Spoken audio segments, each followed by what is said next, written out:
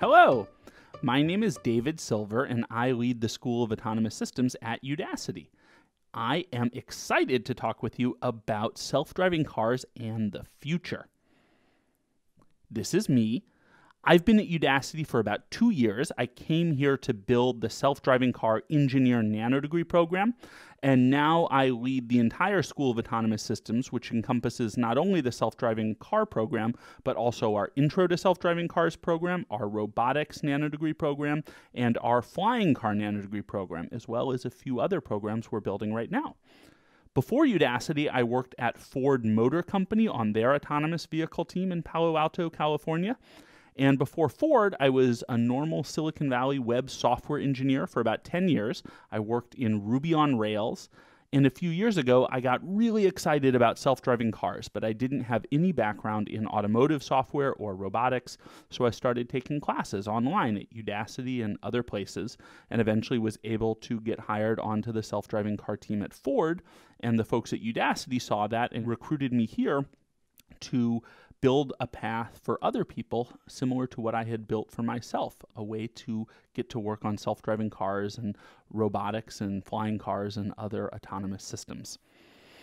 Udacity is a particularly exciting place to work on self-driving cars and autonomous systems because Udacity was founded by Sebastian Thrun, who is still the president of the company and is also the father of the self-driving car. Sebastian was a professor first at Carnegie Mellon University and then later at Stanford University. At Stanford, he led the team that won the DARPA Grand Challenge, which was a 100-mile self-driving car race through the California desert in 2005 that kicked off a boom in self-driving car development. Then from Stanford, he went to Google, where he founded the Google Self-Driving Car Project, now known as Waymo. And from there, he left to found Udacity in order to bring Stanford-level education to anybody, anywhere in the world. So it's a real treat for me to be able to work with Sebastian and teach the world about robotics and self-driving cars and now flying cars. And in fact, now Sebastian is also the CEO at Kitty Hawk, which is a flying car company. This is Carla. Carla is the self-driving car that we have here at Udacity, and in fact, the final project for students in the self-driving car engineer nanodegree program is to form teams and write code that actually drives Carla around a test track that we have here. And it's really exciting to be able to watch your code run a real self-driving car, particularly for students from India or China or Europe or other parts of the world that may never have gotten close to Carla, our self-driving car, but are able to write code from wherever they are in the world that will drive a real self-driving car here in California. So let's talk about why we're interested in self-driving cars. And I think for almost anybody working in autonomous vehicles, the first thing that comes to mind is safety. Humans are really bad and, in fact, dangerous drivers. So if you look all around the world, there are about 1.25 million automotive fatalities around the world every year. About 34,000 in the United States last year. For comparison, about 239,000 fatalities in India. And every one of those deaths is a tragedy and take someone out of the world who had a family, who had parents or a spouse or children and was a productive member of society. And it's just a real horrible aspect of modern life that so many people die every year in automobile accidents. And the hope is that self-driving cars can take this number as close to zero as possible and really help a lot of people enjoy full, productive, and wonderful lives that otherwise might have ended in an automobile collision. Another reason that self-driving cars are important is for economic growth. I think that self-driving cars are going to change the world in ways that we can't even imagine, and definitely also in some ways that we can imagine. Starting with just the raw statistics, the World Health Organization estimates that the world loses 6% of economic growth every year due to automotive collisions. The U.S. National Highway Traffic Safety Administration estimates that number at 3%. But no matter where it is in that range between 3 and 6% of economic output every year, that is a tremendous loss to the world economy. And if you think about every single one of those people who's hurt in an accident or killed in a collision, those people are contributing to the economy. They almost all have jobs. And because we lose them in automotive collisions or they have to recuperate, that economic growth and output is no longer there. And beyond that, we all have experienced sitting in traffic jams and being delayed because of automotive collisions, even if nobody's hurt. That's a tremendous drag on time, and it's time that we could spend actually contributing to the world that we're stuck sitting in traffic. So self-driving cars, we hope, by reducing automotive collisions, can bring that number, again, down as close to zero as possible, which means that the world would get back 3 to 6% of economic output every year. And for comparison, in a country like the US, economic growth every single year is about 2%. So that's getting back larger than a year's worth of economic growth by reducing automotive collisions. If we want to think in more practical terms about different ways self-driving cars might improve the world, one of the first things that comes to mind is real estate. And one of the pieces of real estate that I think is most ripe for disruption by self-driving cars is parking. This is a picture of what are called the Marina Towers in downtown Chicago, right on the Chicago River. They're a staple of any architectural tour of Chicago. And while they are fascinating architecturally, this is a crazy use of some of the most expensive land in America. This is land right in the middle of downtown Chicago that is tremendously valuable. And right now it's being used to store cars that are being parked when they're not in use. And if you think about all the people who could live or work in this space, this prime real estate right in the middle of downtown Chicago, and you multiply this by every single parking garage or all of the street parking or all of the parking lots in major urban areas in the United States and in Europe and in Asia and in other parts of the world, that's a tremendous benefit in real estate use that we can get back, and people can be putting that land and space to more productive uses.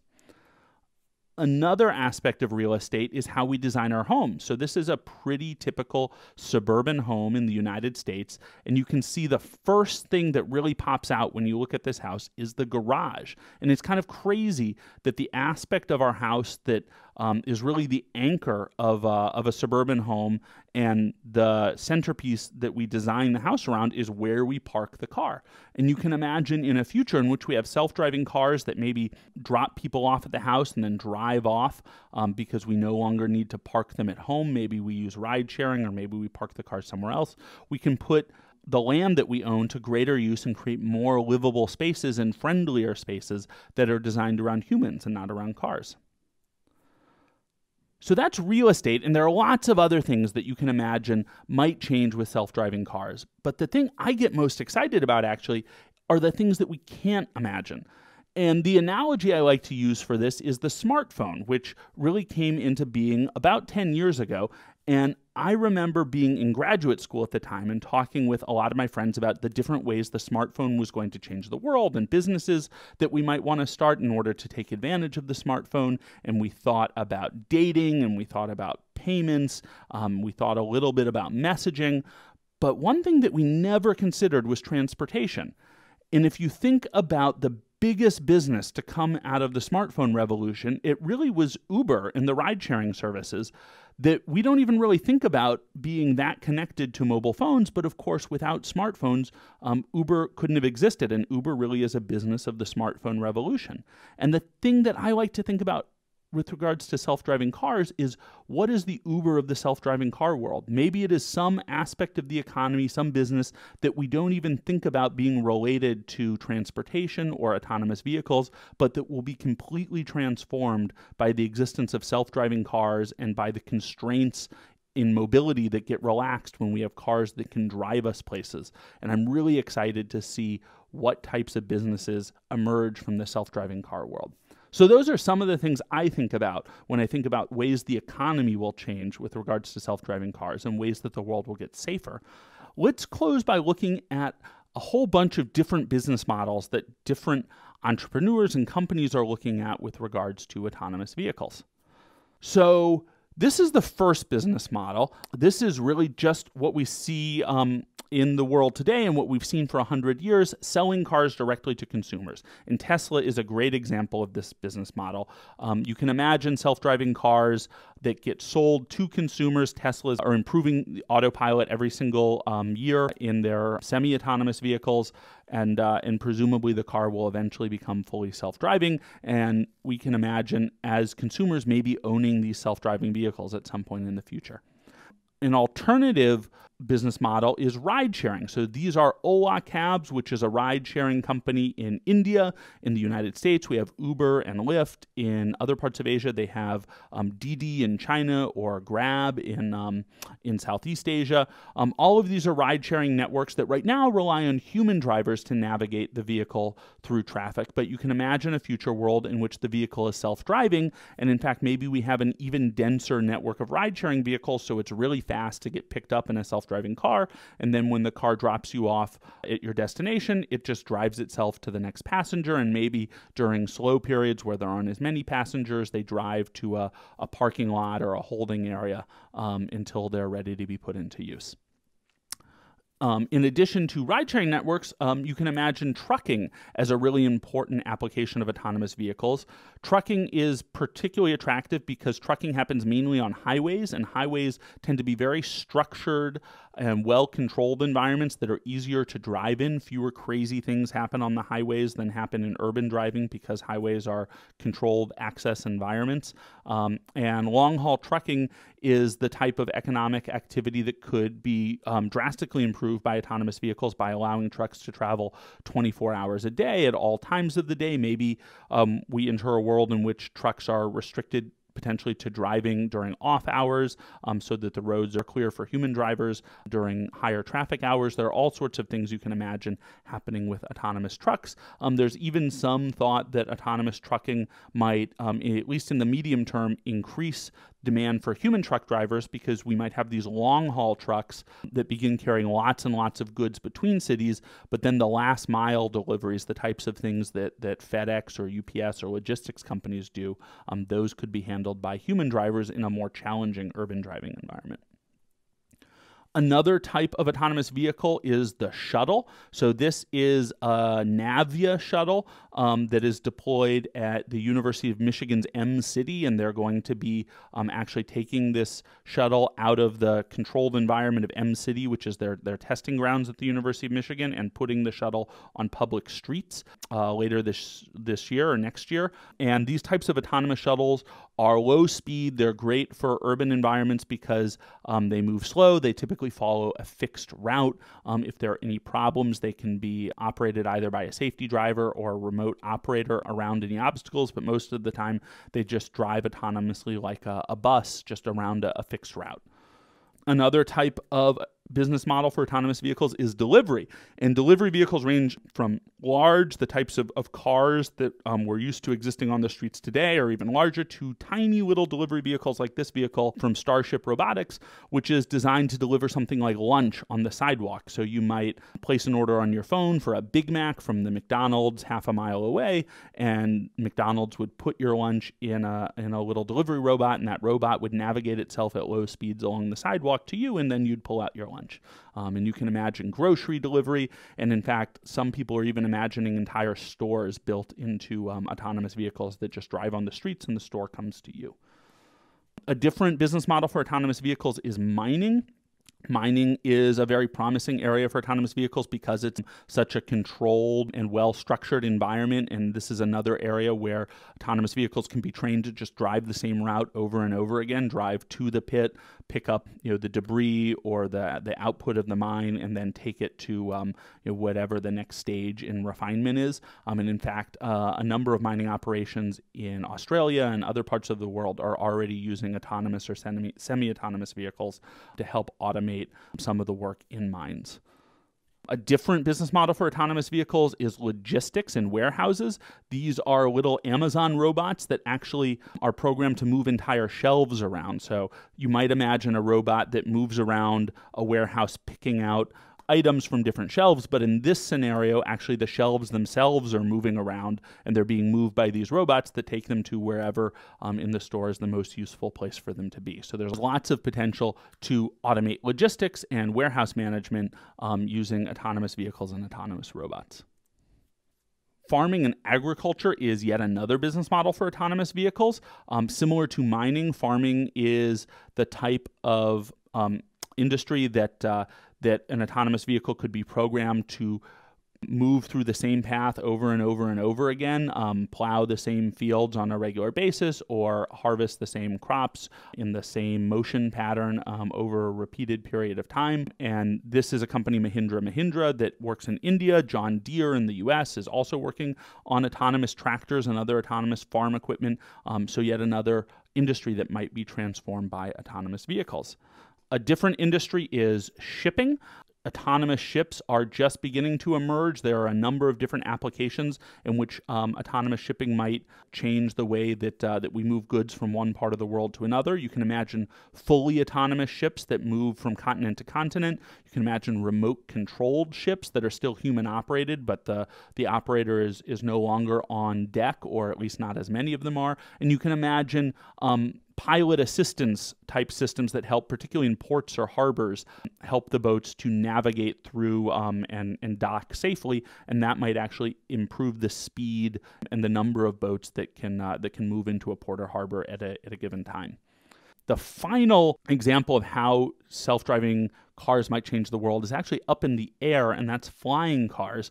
And I'd like to show you this video from Kitty Hawk, which, as I mentioned, is a company that Sebastian Thrun founded and is now the CEO of, that is developing flying cars to get us all up into the air and moving around up above our heads. This is an amazing moment in time. Just in the past few years, there's been enormous progress around the world on new type of personal transportation vehicle that will take you to the air. Kitty Hawk is a California-based company, and at Kitty Hawk, we are really proud to be part of this global movement to rethink, to reimagine how all of us get around every day. At Kitty Hawk, we know the technology is feasible because we are already doing it. Today, we're introducing Cora, a vehicle you've never seen before. We're so excited to unveil Cora to the world. Cora is 100% electric and therefore emissions-free.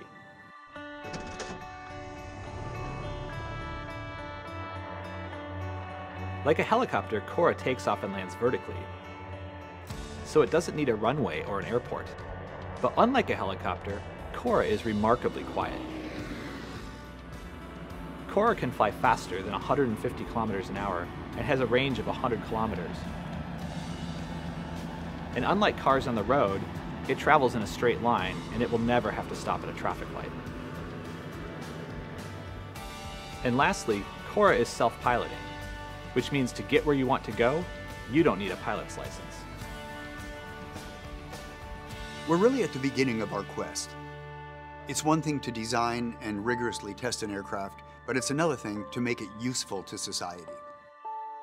That is the reason that we are so excited and proud to be working with the people and the government of New Zealand to roll out a commercial air taxi service. New Zealand is known for its innovation, its devotion to clean energy, which we offer, and to its very high aviation standards. We've got ambitious goals here in New Zealand. We want to get to net zero emissions by 2050, and that includes mobility. We're proud that Kitty Hawk has chosen New Zealand to undertake this exciting research and development work and is one of the flagship companies in our Innovative Partnerships program. We are offering a pollution-free, emissions-free vehicle that flies dependably. We think this is the logical next step in the evolution of transportation.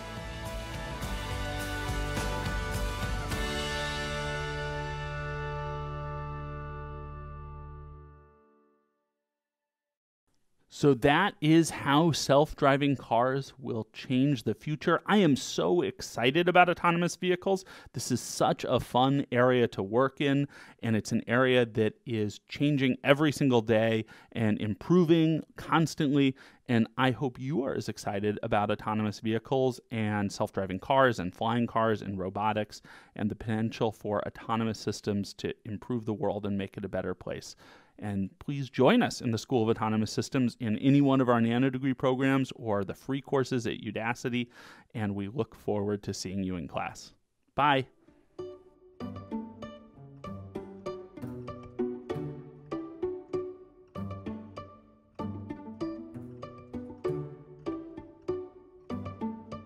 Thanks, everyone.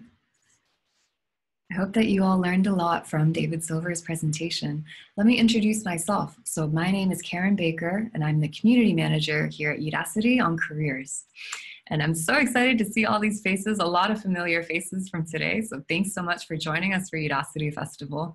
And now I'm excited to move on to what I think is the most engaging, most exciting part of the session, which is our breakout sessions.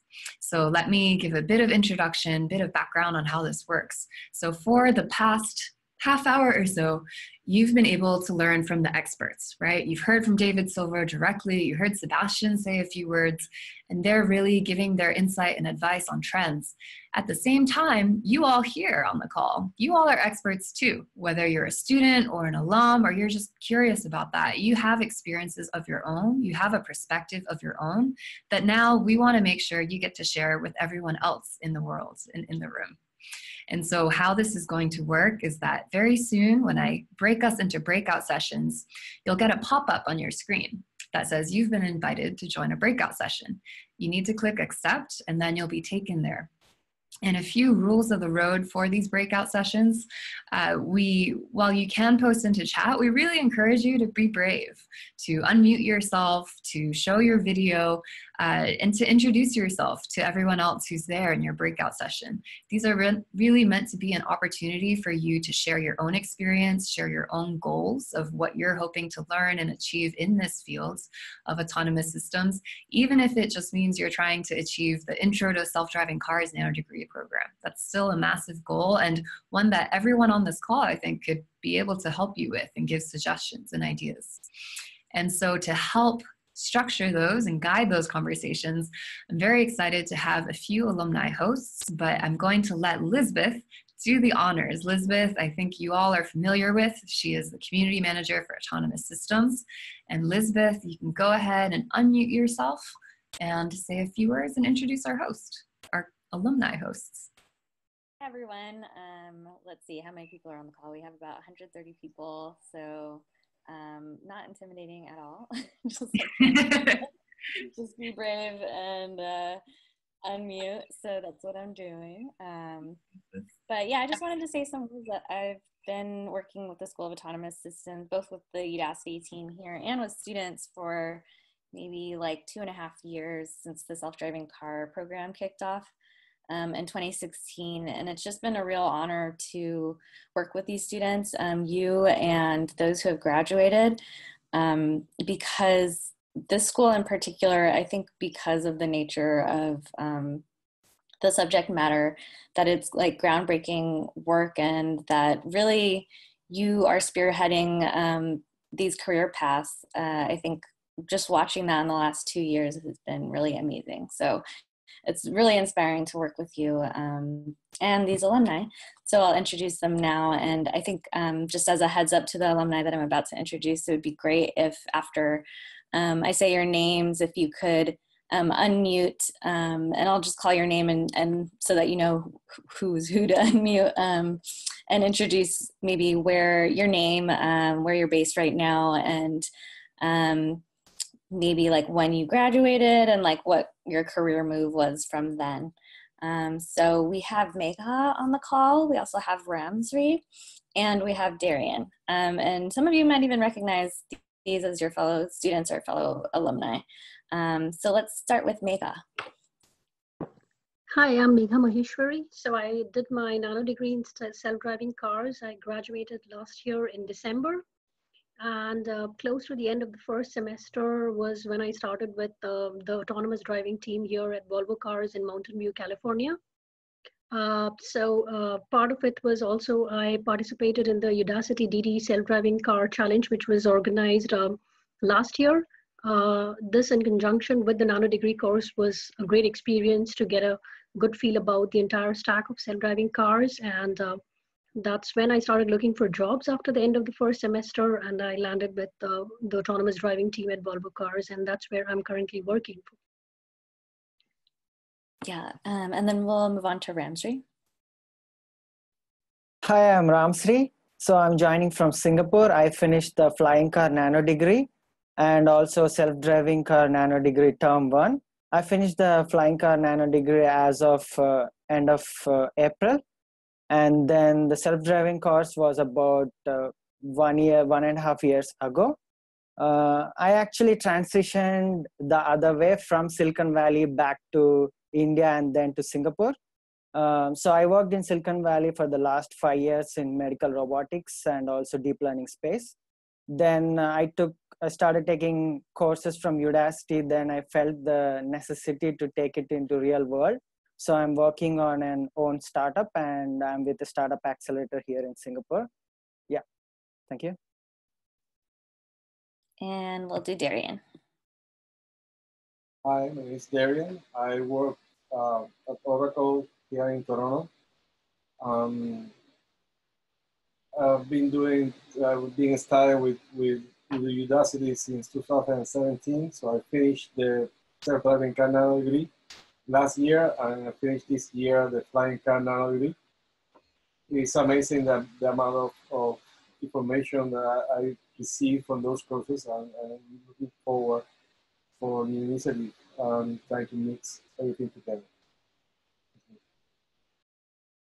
Great. So maybe Karen, at this point, we'll do the breakouts.